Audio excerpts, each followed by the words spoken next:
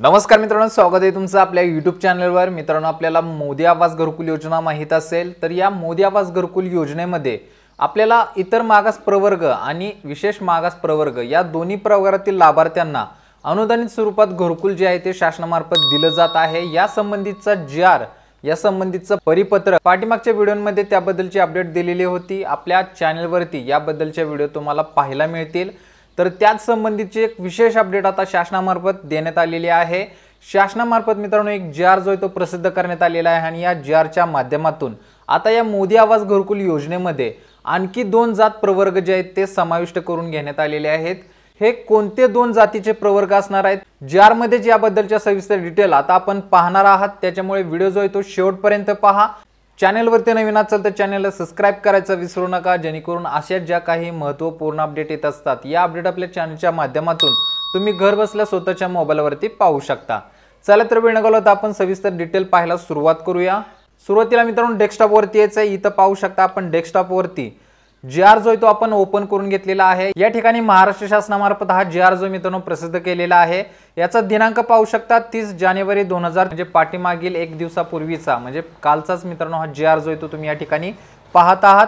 याचा विषय पाहायचा आहे। विषयामध्ये पाहू शकता मोदी आवास घरकुल योजनेत विमुक्त जाती व भटक्या जमाती या प्रवर्गाचा समावेश करण्याबाबत। तर या ठिकाणी मित्रांनो पाहू शकता विषयामध्येच आपल्याला याबद्दलची सविस्तर डिटेल कळाली असेल। इतर मागास प्रवर्ग विशेष मागास प्रवर्ग त्याचबरोबर आता या 2 जातीच्या प्रवर्गाचा सुद्धा या ठिकाणी समावेश करण्यात येणार आहे। मोदी आवास घरकुल योजनेत आता विमुक्त जाती आणि भटक्या जमाती या 2 जात प्रवर्गाचा समावेश शासनामार्फत केला गेलेला आहे। त्याच्यामुळे आता या 2 जात प्रवर्गामधील जे लाभार्थी असतील यांना सुद्धा मोदी आवास घरकुल योजनेसाठी अर्ज जो आहे तो भरता येणार आहे। अनुदानित स्वरूपात घरकुलासाठी प्रकरण जे आहे ते करता येणार आहे। खाली पाहू शकता आपल्याला प्रस्तावनेमध्ये याबद्दलची सविस्तर डिटेल दिलेली आहे। या ठिकाणी मित्रांनो येत्या 3 वर्षांमध्ये आपल्याला 10 लाख घरकुलाचं बांधकाम जे आहे ते मोदी आवास घरकुल योजनेअंतर्गत केलं जाणार आहे।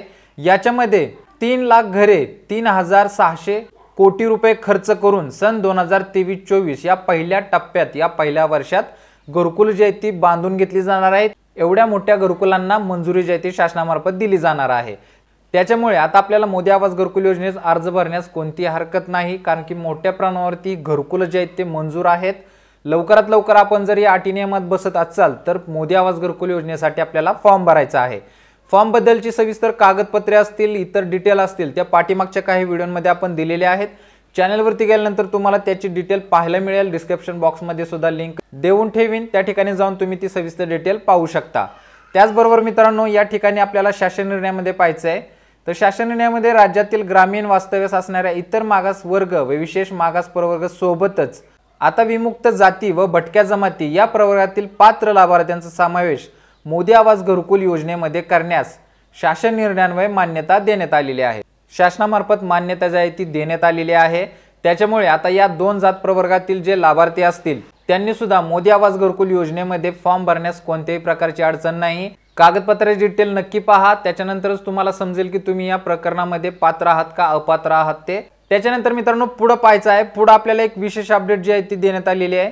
याच्यामध्ये दिनांक 28/7/2023 मधील नमूद अटी व शर्ती विमुक्त जाती व भटक्या जमाती प्रवर्गातील पात्र लाभार्थ्यांना लागू राहतील।